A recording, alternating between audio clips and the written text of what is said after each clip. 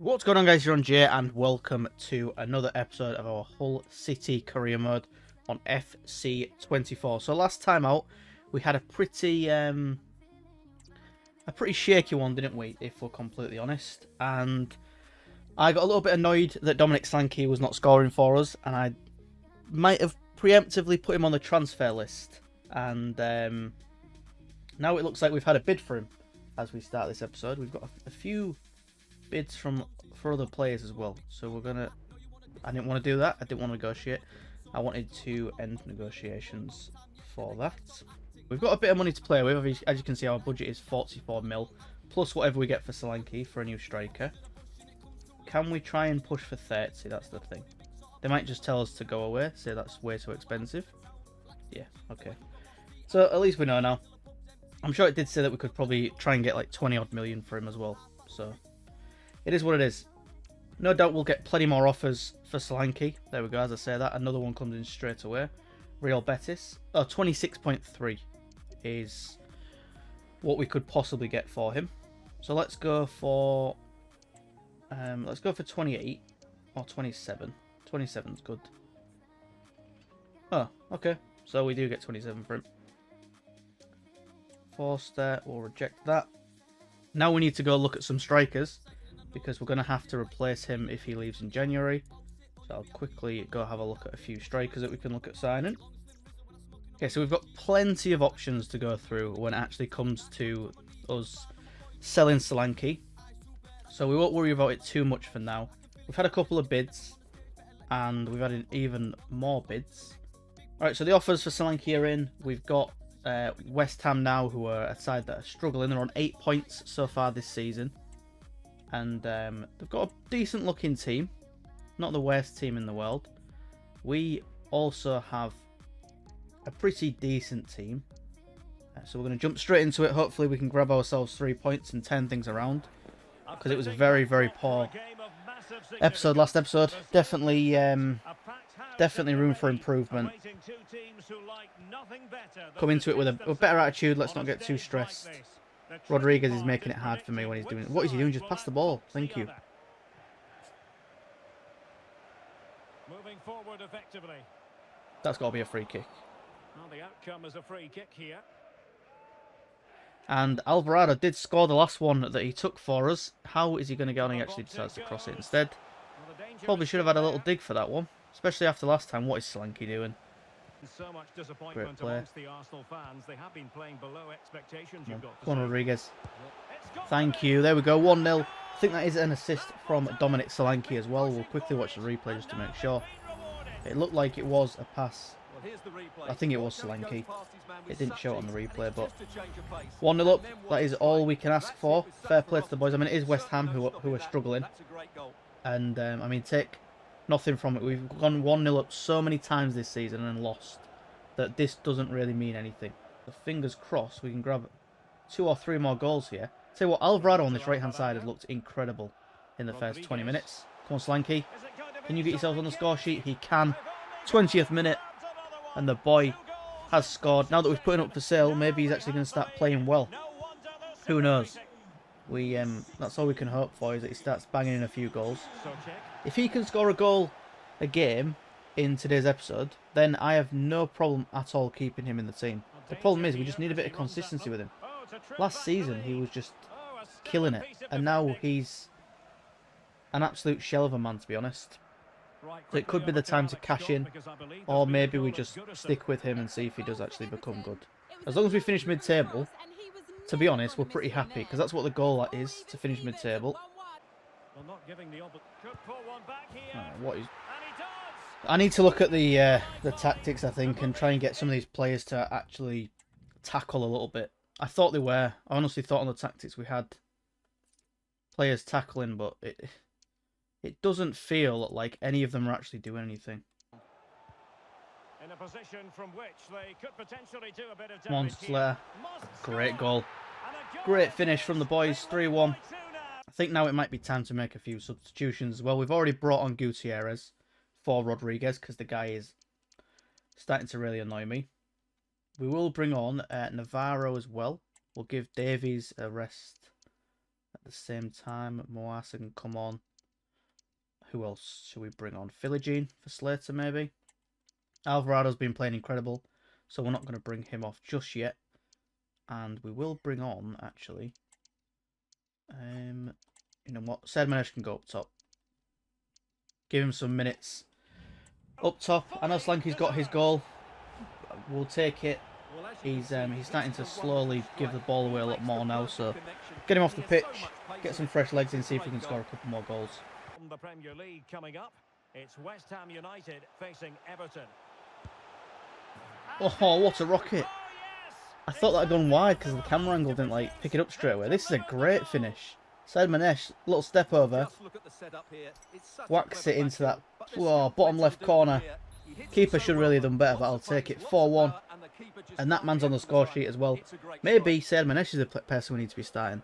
To be fair though, he plays so much better as like a rotation player, someone who comes off the bench. I think he's better against players who have like not the best stamina left. Maybe some like tired players. Great block. There's Alvarado again as well. That's insane. Oh, he's hit the crossbar. Oh, that's twice. Sedmanesh just hit the woodwork in this game. So 4-1 against West Ham. Absolutely battered them. Can't really be surprised what they had. I think it said 8 points they've got all season so far. So a decent result. Got a lot better for us once we made those substitutions. And we'll have to look at maybe bringing on Sedmanesh as a striker a bit more often from the bench. Who do we get rid of then? Because we've got a few players who can play in that striker role. And we're not going to be able to bring every single one on every single game, unfortunately. But yeah, we'll jump into the next game. Let's see if we can keep this little streak going. We've got a win. I'm happy with it. Let's see if we can keep the wins going. Maybe get Solanke a couple more goals if we can. Right then, Wolves is next. And then we play Man City straight after that. So it's going to be some tired legs out there. I think we've got a better chance of getting a win against Wolves. So we'll put the best team out against Wolves. And then, oh, look at that. Dominic Solanke is leaving then. So that transfer did come through. 27 million. And that is going to be an A as well. Best deal was 28.5. I will take it. We'll have to check what we signed him for, actually. Because I can't even remember. 23 million does go in the pot. I think we might have to play Gutierrez again as well, to be honest. Maybe Slater's going to have to come on the bench because... I don't know how I feel about Rodriguez being there, unfortunately. But, I mean, Slater will come off the bench. Slater's incredible. What a signing he is for us as well, to be fair. In real life and in the game. The budget is also including Solanke's sale, I think. God damn it. Okay, so that means we can't sign a player until Solanke leaves. Which doesn't really help us too much, but... well, we'll have to wait until January then. We'll have to wait till he leaves and then try and sign a player as soon as he leaves the door, unfortunately. As soon as he goes out the door, we will look at bringing in a new striker, which means I thought we were just going to have about 60 million to play around with, but we've only got about 40, I think. Maybe 45. Which isn't great for us, but we'll see what we can do with that. That is 1-0, isn't it? Oh, what a save. Oh, what was Greavesy doing? He just sprinting up the pitch there, and I don't know why he was going so far forward. We got caught out massively. Labrovic has saved us. Great block. Good save. There we go. That should be half-time. Labrovic has saved us a couple of times this half, and that will be half-time. There should be a few tired legs, so we will make a few substitutions nice and early on. Well, we didn't lose, fortunately, but we also didn't win, which is pretty... Oh, it's pretty bad. We need to really be beating teams like Wolves if we want to actually finish in the top 10. That's a poor result. I'll take it. At least we didn't lose. We've got a point from it, and we were away. But we've got a massive game now against Man City, and I think we're going to have to rest some of the big boys because they're going to be a little bit too tired to play this game. So we'll jump straight into it and let's see how we get on, shall we? Right, we've got Man City next then, and it's going to be a tough one. Then we have a nice little break before the next game. There's a few tired legs, so what we're going to do is we're going to quickly go to the match day and the pre-match reports. What a solid team. Go to kick off. And we will quickly make a few substitutions. Davies is going to have to come off for. Angelino's going to have to go at left back. We're going to have to bring on Navarro, I think. Christie might have to play as well. You know what, we'll take off Davies because he's pretty knackered. So is Philogene. Christie can come on as a sub if we need him. Gutierrez is tired, so we're going to have to bring on Slater to start things off. Mate, I think we'll start Christie actually, and Teze can come on as a sub if we need him, if we're struggling. Apart from that though, everything else looks pretty good for us, I think. It's going to be a tough game. But we'll jump straight in to the final one of the episode then. I think Tanganga's looking a little bit tired actually. I've just realised that we maybe should have played Hernandez, but it's fine. We can bring Hernandez on if we need to. He can get his debut. The young 18-year-old player that we've signed as a free agent. What are we doing? Come on, one more. No. I mean, to be fair, we've nearly actually got something from that. Thought some of the passes there were a bit wrong, but who am I to judge? These guys are professional football players, and I'm just the manager. Decent header. Doesn't really test the keeper, but at least it's on target. At least we've headed it for once, instead of just letting them defend. 1-0. Oh, what a save. What a save. Oh, when Labrovic is playing like this, it's actually a joy to watch. And there we go. As I say that, we somehow... How did that even go in? Well, here you can see it again. It's a superb cross, just asking for someone to go. Oh, wow. I think it bounced off our own player. But yeah, it's 1-0 to Man City. We sort of expected to get beat. I think anyone really thought we was going to win this game. That is a pretty bad tackle. It's late. It's got to be a yellow card at least.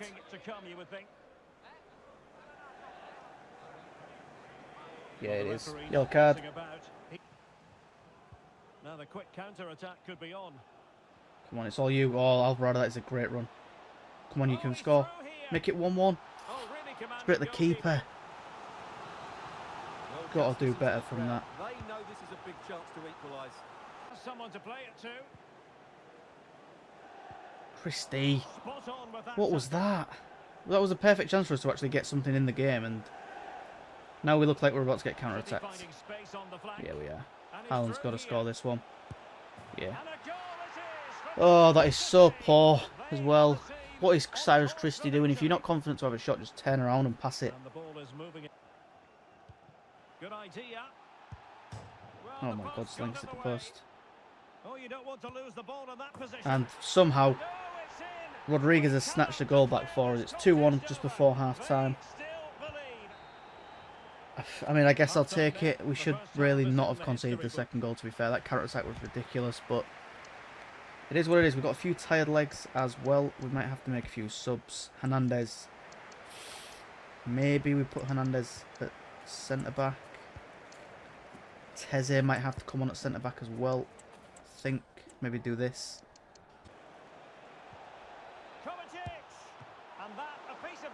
What a save. Oh, what is the defence doing?